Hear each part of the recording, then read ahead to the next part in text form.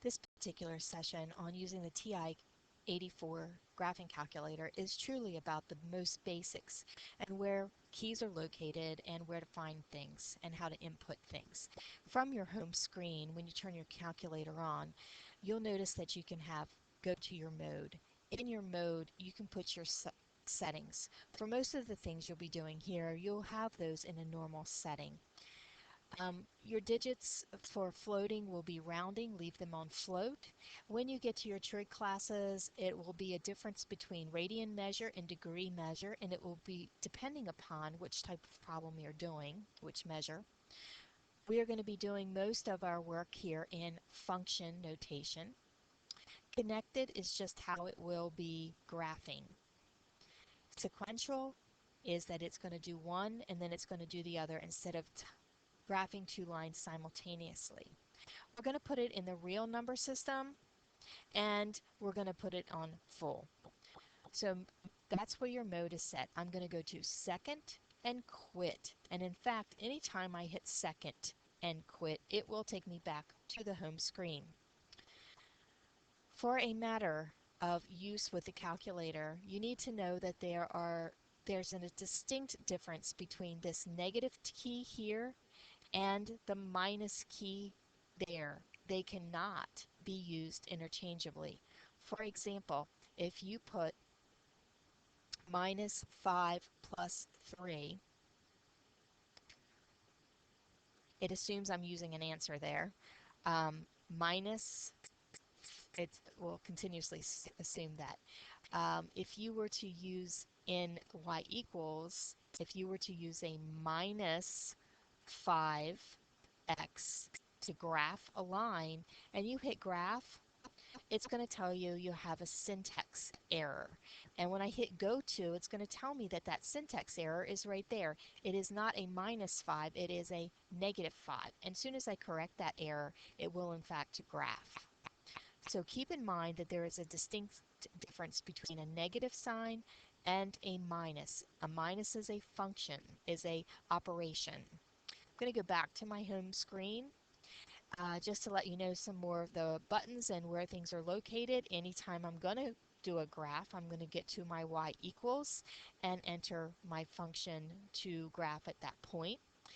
I want to go across here, Windows. Windows is allowing me to set the different sizes of my windows, and depending upon what you are graphing, especially when you start graphing trig functions or you start graphing applications, you will need to change this window. Under Zoom, one of the things that may happen to you if you set your window incorrectly, you may have a dimension error. If you have a dimension error, go to Zoom and hit number 6. 6 will take you back to that standard window, and that way you know, even if your graph doesn't show up, at least you'll know that your grapher is working. Next, we have the trace key. That's one thing I don't have a lot of students use because I don't like trace. We would go into a second calculate. So second and calculate function gives me a whole lot of options here that I would be able to use. Value means I'm going to be able to put a value in for x and it's going to calculate through the function and give me the value of the function or the value of y. Number 2 is finding a zero of the function. A zero of the function, of course, is a solution or an x-intercept. If I'm looking at peaks and valleys, number 3 is going to find my minimum, number 4 my maximum, number 5 is then going to be my intersection of two lines or two curves or a line and a curve. Going on down, I'm going to be able to find the derivative. I'm going to be able to integrate, and I can use all those functions from the second calculate function. When I hit my graph key, of course, it's going to take to my graphing window. Second and table is going to give me a list of tables, what I've got for x, and then it'll give me my output of y. It's not giving me an output of y at this point simply because I don't have anything in there to graph. If I go back to y equals and I put 5x plus 1 and go to my table, you'll see there's a value for x and then values for y1. If I were to then go to y equals and put in something in y2, Let's go negative 1/2 x minus 4 and graph. I'll see my two lines there graphed. And then I'm going to go to second table, and I'll see both of those values for those outcomes, my input for x and my output for y1 and my output for y2. Here at the bottom it says press plus for changing um, the table, and that means changing how much I'm going to change between x. Right now the change in x is set at 1.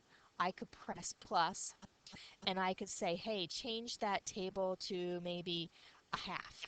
And now you're going to see new values for x and y's based on increments of half each time. The other thing is, let's go back to our home screen.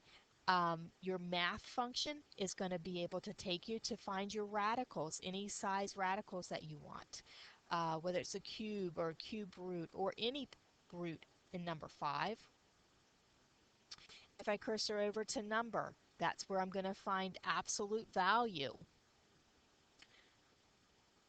If I cursor over, this is where I'm going to be able to find more of the real, imaginary, and angles measurements. And lastly, this is where I will find my menu for doing probability.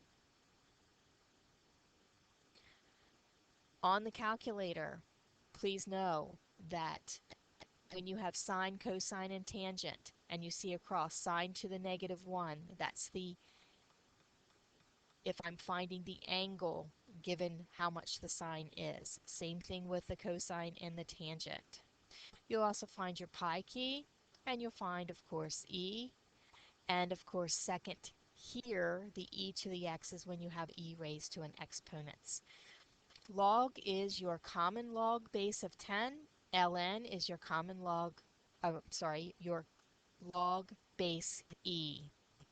Your store function will store a value for x as you would want to use that. Now I'm going to go back to my home screen, and we're going to end this video on our basics. I hope you have found it helpful.